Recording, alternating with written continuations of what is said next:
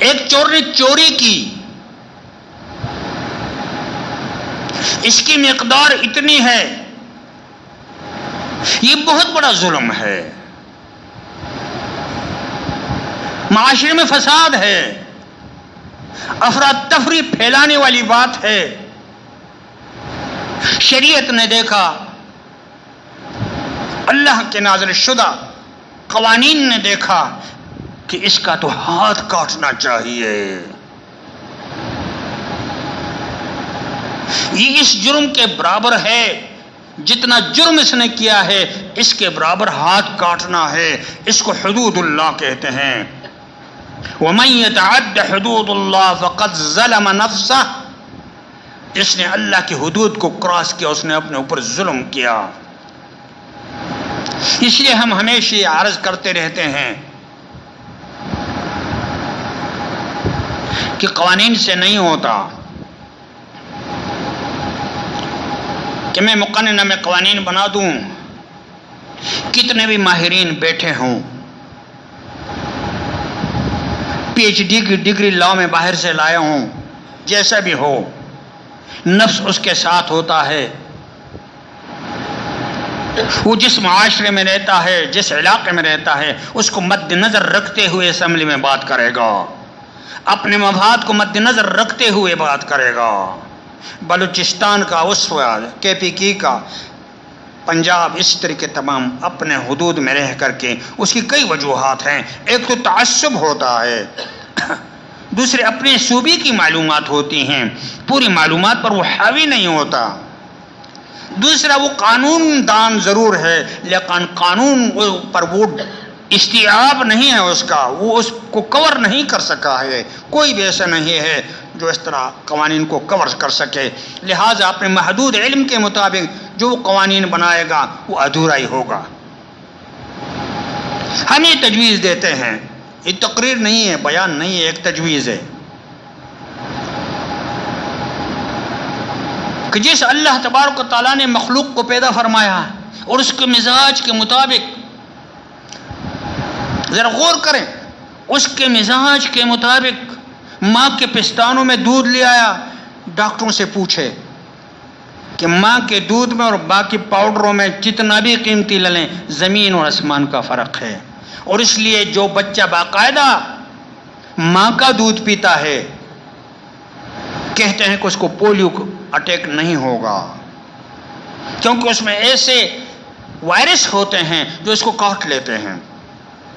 بہرحال آ رہا ہے لوگوں کے، تو یہ جو مزاج کے مطابق غذا اللہ تبارک و تعالیٰ اس بچے کے لیے پیدا کرتا ہے، آپ اور میرے لیے ہماری طبیعت کے مطابق گندم، مکئی، پھل، سبزیاں، فروٹ وہ پیدا کرتا ہے، ہماری طبیعت کے مطابق زمین سے چشمے اور پانی وہ نکالتا ہے، بادل آ جاتے ہیں، بارش ہو جاتی ہے، زمین ہنسنا شروع کر دیتی ہے، لہلہاتے ہوئے کھیتوں کو دیکھ کر زمیندار خوش ہوتا ہے، چاند میرے لیے طلوع ہوتا ہے، سورج میرے لیے طلوع ہوتا ہے، سمندر میں مچھلی میرے لیے تیرتی ہے، جنگل میں درخت میرے لیے کھڑا ہے، زمین میرے لیے عاجزی کر رہی ہے۔ فَامْشُوا فِي مَنَاكِبِهَا وَكُلُوا مِن رِّزْقِهِ وَإِلَيْهِ النُّشُورُ، میری زمین ہے، میں نے تمہارے لیے مسخر کر دیا ہے، اس کے کاندھوں پہ چلو۔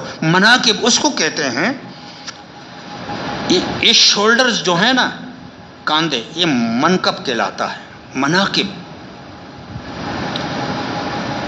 لیکن یہاں پر مفسرین نے لکھا ہے کہ ہر وہ گھوڑا یا ہر وہ اونٹ جس کے مناکب سے ذرا آپ آگے بیٹھ جائیں اور وہ ہلے نہ، اتنا تابعدار ہو جائے، جدھر چاہو ادھر اونٹ جائے، جدھر چاہو ادھر گھوڑا جائے۔ اس لیے اللہ نے فرمایا فَامْشُوا فِي مَنَاكِبِهَا، اس پر بیٹھ جاؤ اس گھوڑے اونٹ کی طرح، جس طرح تم کہو گے یہ تمہاری تابعدار ہوگی۔ فَامْشُوا فِي مَنَاكِبِهَا، یہ آپ کی تابعدار، جنگل آپ کا تابعدار، آسمان آپ کا تابعدار، سورج آپ کا تابعدار، چاند آپ کا تابعدار، گائے، بیل، اونٹ، گھوڑا آپ کا تابعدار، اشارہ کرو ساری چیزیں آپ کی تابعدار۔ یہ تمام چیزیں آپ کے مزاج کے مطابق اتاری اور آپ اس سے فائدہ بھی اٹھا رہے ہیں، تو قانون آپ کے مطابق نہیں ہوگا؟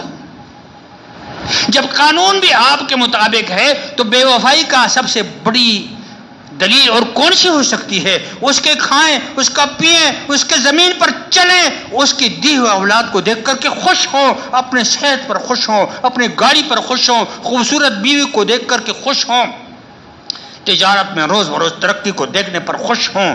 جب قانون اس کا آ جائے چین بجبین ہو جائے، ناراض ہو جائے، وہ روک سکتا ہے۔ اسی لیے آپ کو بتا رہا ہے انتم تزرعونہ ام نحن الزارعون، زمین سے اگانے والے تم ہو یا ہم ہیں؟ ڈالر بہت زیادہ ہیں، سونا بھی 2-2 4-4 10-10 کلو من گھر میں پڑا ہوا ہے، ریال بھی ہیں، یورو بھی ہیں، تمام چیزیں ہیں، زمین نہیں اگاتی۔ آپ کے دسترخوان پر اتنا ٹکڑا گندم کا مکئی کا نہیں پڑا ہوا۔ بیوی سے کہہ دو وہ صندوق میں جو جواہر ہے، سونا ہے، لا اس کو چاٹ لیں، کھا لیں۔ کسی نے کھائے ہیں؟ اسی کو بیچ کر کے اتنا نوالا خریدتے ہو۔ یہ نوالا کہاں سے آتا ہے؟ اس کا کھاتے ہو، اس کا پیتے ہو، اس کی نافرمانی کر کے اس کے خلاف قانون بناتے ہو، اس کے محمد عربی کو خاتم النبیین نہیں مانتے، اس کے لیے راستے ڈھونڈتے ہو۔ بے وفائی کس چیز کا نام ہے؟ غور کریں، یہ سچ بات ہے یا میں قصہ کہانی کر رہا ہوں؟ کیا یہ سچ نہیں ہے کہ ہم اس کا کھاتے ہیں؟ ذرا آٹا مہنگا ہو گیا سمرو رہے ہیں، آٹا ہوگا ہی نہیں تو کیا کرو گے؟ آٹا دینے والے نے کہا میں بارش روک رہا ہوں، نہیں ہوگی بارش۔ زمین کو کہہ رہا ہوں کہ منکر ہو جاؤ، مت اگاؤ۔ والسماء ذات الرجع، کس قدر اللہ تبارک و تعالیٰ کس طرح عجیب، سمندر پر سورج کی گرم شعاعیں تپتی سمندر کی سطح پر لگتی ہیں، اس سے بھاپ اٹھ کر کے اوپر جاتا ہے، بادل کی شکل اختیار کر کے ٹھنڈا ہو جاتا ہے۔ والسماء ذات الرجع، آپ کو وہ قطرہ جو وہاں سے لیے آپ کے خشک زمین پر برسا دیتا ہے۔ کون کرتا ہے؟